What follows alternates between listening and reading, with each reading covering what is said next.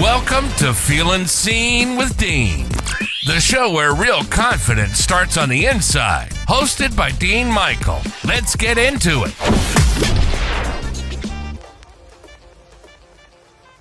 Do these 3 things and watch you become the master of your own emotions. First, if you control your breath, you can control your reactions. Second, recenter yourself and reframe the situation. And third, redirect the emotion, but do not release it. Let me ask you something. Have you ever reacted to something and immediately regretted it after? A text, a comment, being disrespected. Majority of the people think real power is in having the last word. But do you really want to know what real power is? It's in not reacting at all. In this podcast episode, I'm going to break down the 3 ways you can master your emotions, take control of your reactions, and become the kind of person that moves with intention, not impulse. If you're serious about leveling up and becoming the best version of yourself, this podcast episode is just for you. Let's start with point 1. If you can control your breath, you can control your reactions. The first thing you have to begin to understand is you cannot control the situation that's happening to you, especially from an external influence, but you can control your breathing. So when someone triggers you, your body is always going to react before your mind does. Using myself as the example, I can feel when I'm triggered through my physical reactions. I can clench my fist. I can grind my teeth. Sometimes I can have a facial reaction. My eyes can intensify as I'm feeling what's happening to me. And my tone. Sometimes I will raise my tone because we're conditioned to believe that by raising our voice, we're asserting some type of dominance. But that way of thinking is very far from the truth. And the truth is, all of the things I just explained are forms of reaction. So from my experience, the first step to not reacting is to breathe, to take a minute, process what exactly is happening to you in the situation. When I'm facing adverse situations, I like to count to 3, or I like to box breathe. I've mentioned prior in a podcast about box breathing. The gist is we're going to breathe in for 4 seconds, hold that breath for 4 seconds, breathe out for 4 seconds, and repeat that cycle. I usually like to repeat it about 4 to 5 times because I find that the more I focus on breathing, I find clarity in how to handle each situation that's happening to me. And I'm learning from experiences. When you control your breathing, you keep your body still. And when your body stays still, that reaction inside of you loses every little bit of power it thought it had. It's funny, but I like to think of my reactions as currency. I feel that I want to build emotional wealth. So every time I react to someone, I'm giving them my own money emotionally. So what I mean by that is, let's start focusing on becoming emotionally wealthy. So every time you're dealing with something adverse, prioritize breathing so we can expend less of our emotional currency to the situation and keep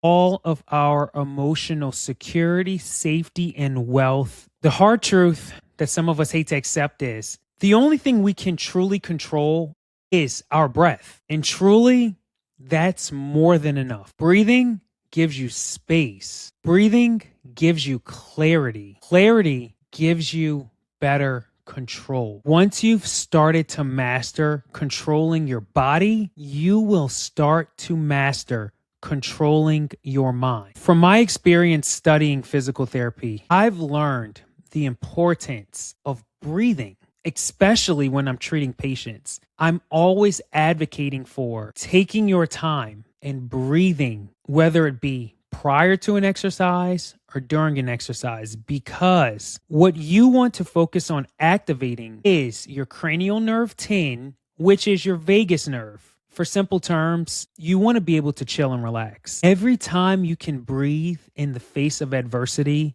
and activate that nerve of relaxation, you level up so much emotionally that, as we talked about our emotional currency, you're only depositing more dollars into your emotional bank. So let's build some emotional wealth. Now, moving on to point 2, recenter yourself and reframe the situation. So when we say in this point, we want to recenter ourselves, right? So we've taken the time, we've either counted to 3 or we've box breathed right after that hard situation came, correct? Now we're moving forward in, okay, I want to bring myself back to a baseline prior to this happened, and I want to find a way to reframe my way of thinking in this situation. And what I mean by reframing your way of thinking, ask yourself these questions. Is this situation meant to hurt me, or is this situation meant to teach me something? A lot of the times, and I can be guilty for it in my past,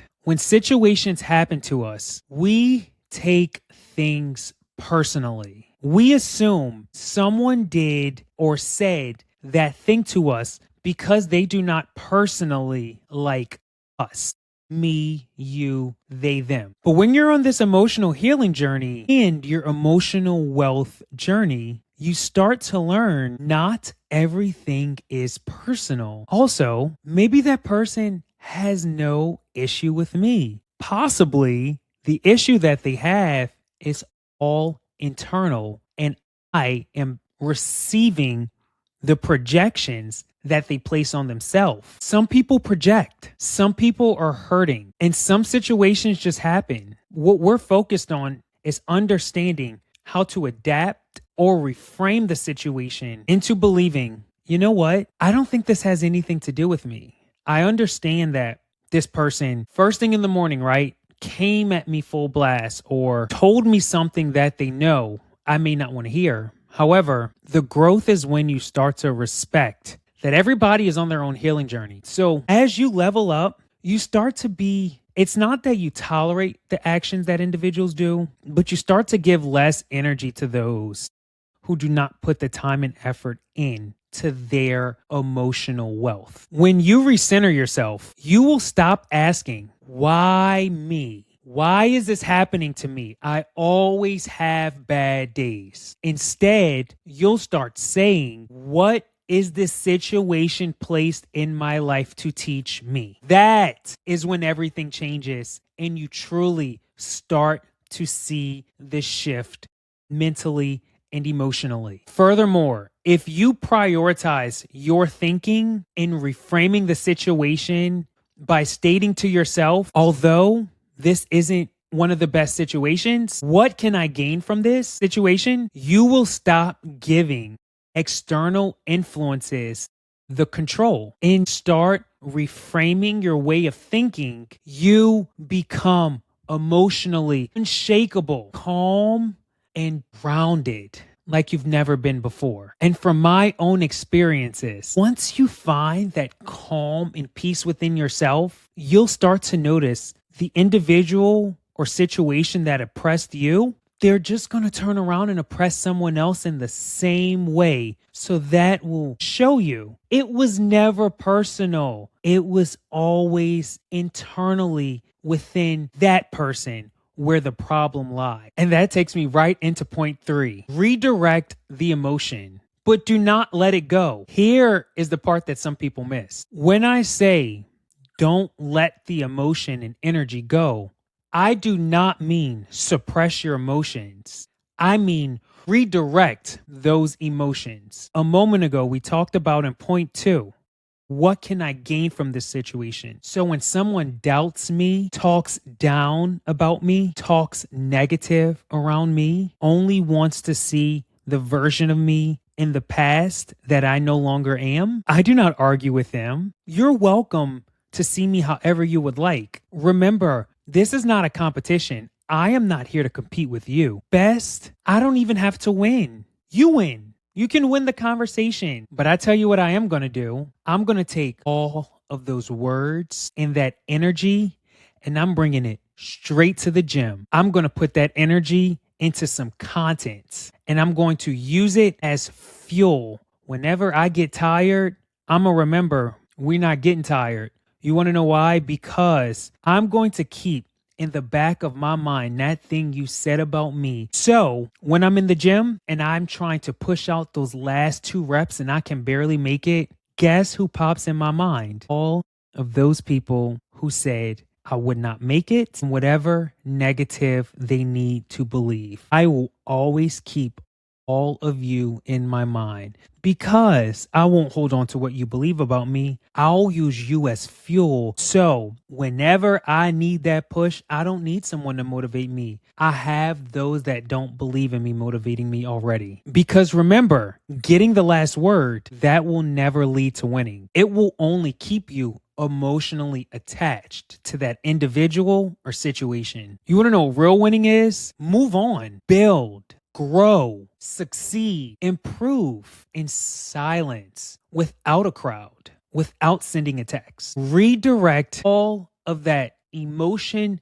and negativity that was projected onto you and turn it into being more focused and motivated to become consistent. Now that is when you have the real power. The power of not reacting truly comes down to 3 crucial steps. Control your breath. Control your perspective. Control where you place your energy. When you breathe, you control your body. When you reframe, you control your mind. And when you redirect, you control your growth. And once you have control of those 3 things, no one else or anything else can control you. Not their words, their tone, their opinions. And I tell you what, that is when you're prioritizing your inner voice and giving yourself the internal validation you deserve, friend. That is what I call becoming the best version of yourself. If this episode resonated with you, please comment control below. Let's continue building a community of people that move with intention and not impulse. Share this with someone who could use that little bit of uplifting. And if you're serious about becoming mentally unshakable, subscribe, because we're here every week to keep each other accountable and watch each other blossom through our growth journey. Remember, I am not here to preach or ever come across like someone that knows everything. I'm here to grow with you and also beside you, because you see that for you, friend. I see that for you, friend. And I love you, friend. Now, I would recommend with controlling your reactions, you're able to be more intentional with your mornings. If you watch this video, these are the 3 tools that will help you become more intentional with your mornings, be able to set the tone for your day, and work towards achieving the best version of yourself. So I'll see you in the next podcast.